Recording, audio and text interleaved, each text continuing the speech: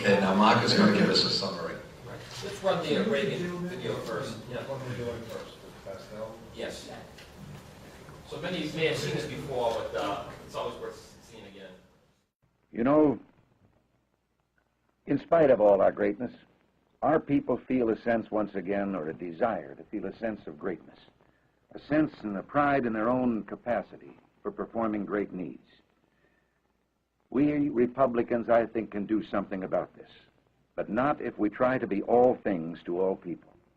There are some in our midst who've suggested that we should broaden our base, except that what they mean by broadening our base is to blur the image, to make us indistinguishable from the other party. Some have suggested that the 1974 election, the disastrous results, were an indictment of what we stand for. Well, may I suggest that the meaning of the last election will not be found among those who voted.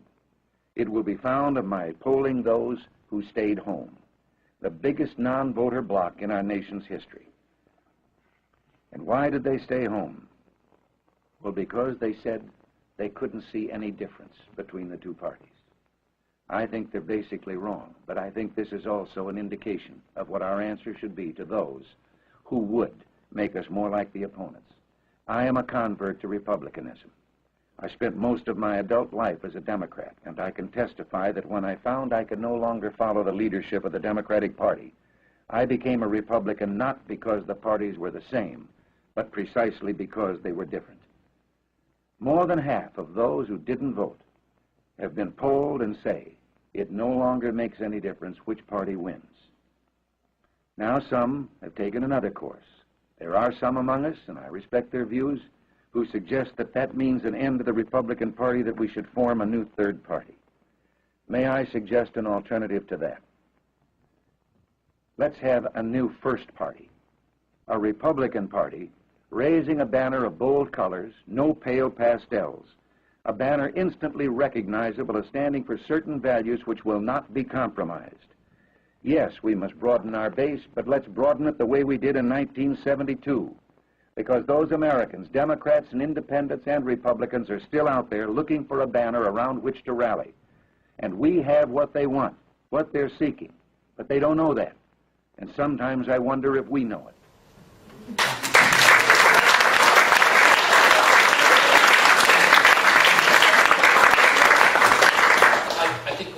The amazing thing about that speech, it was given almost 40 years ago. The problems that he's talking about are right here now, exactly here now. Talking about watering down our principles, talking about becoming a third party or becoming more like the Democrats. The solution is the same solution that he had 40 years ago, and it's running strong on our principles and not compromising on them. Not being watered down, not blurring into the Democratic Party. We just have to have a lot of us like this working together to do what he did 40 years ago. And he talked about bold colors, right? Do not be afraid to talk about our strong principles and beliefs. This is the truth. Let's talk about it boldly. Bold colors get watered down and become different shades or different hues. Bold reds become weaker and weaker. They take on different hues. They become pink after a certain period of time. And I'm not saying that there aren't different hues that are okay.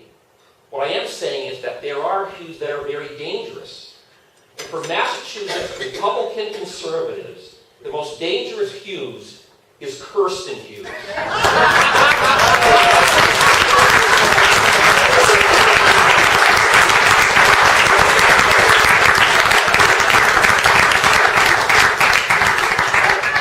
Under her short leadership, 10% of our membership has left the party.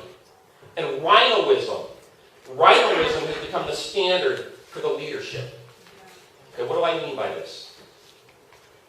Rhinos are Democrats that call themselves Republican.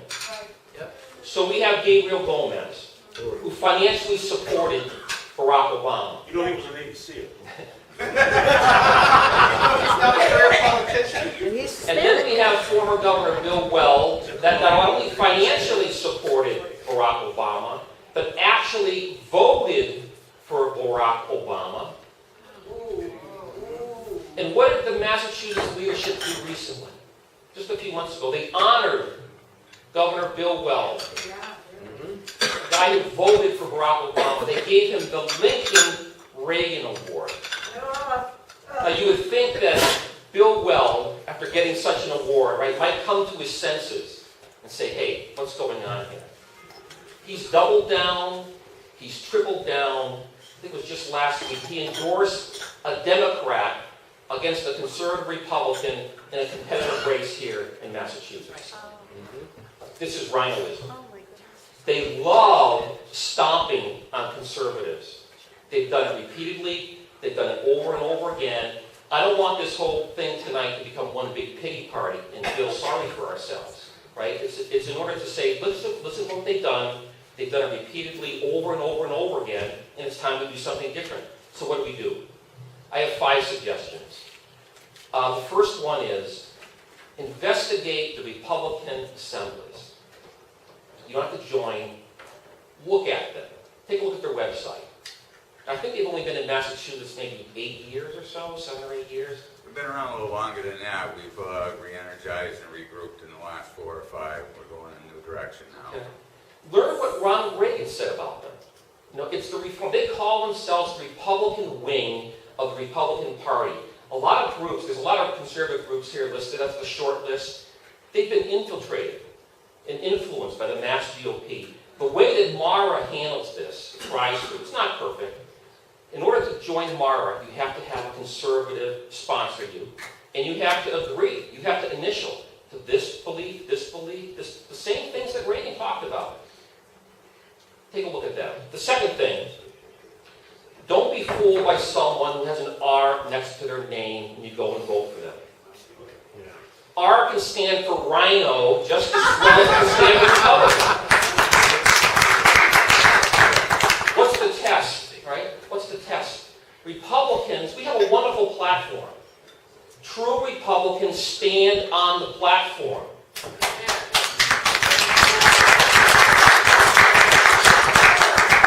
And rhinos run from it.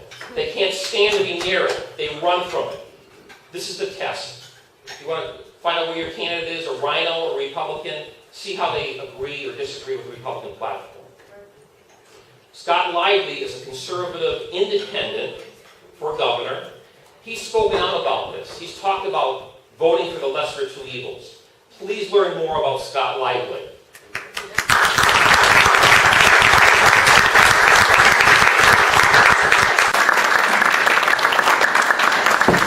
Thirdly, we can be more effective with a united front. Quick story. Primary day, I'm holding a sign outside a polling booth, and my phone is ringing, the campaign phone. 9 people voted for me that day. As I talked to them on the phone, they didn't know that I was pro-life. They didn't know that I was pro-Second Amendment. Even though I filled out the Gun Owners Action League questionnaire back in January, even though I filled out the Mass Citizens for Life questionnaire back in February, we can do a more effective job. If there are issues out there or ballot questions or candidates, we need to get behind them and support them early and often. Number 4, us, members. We may belong to some of these groups or multiple groups. We as members need to network better. Whether or not the leadership of our group is with us strongly or not with us at all, or whether they've been infiltrated by the Mass GOP or taken over by the Mass GOP, this is what this meeting is about. So the 5th thing is, if you've liked what you heard, if you're upset, if you want to do something, please give us your contact information. There's some 3x5 cards. Write down some suggestions you may have. Tell your friends about what we're trying to do. We're trying to better network together. We don't need another conservative group. There's plenty of them here. But we want to better network together, communicate together. Again, so when issues, questions, referendum questions, and candidates come up, we can get behind them and support them the way they need to be in order to win here in Massachusetts. We'll meet again. This is in more of a working environment. This is more of a informational meeting.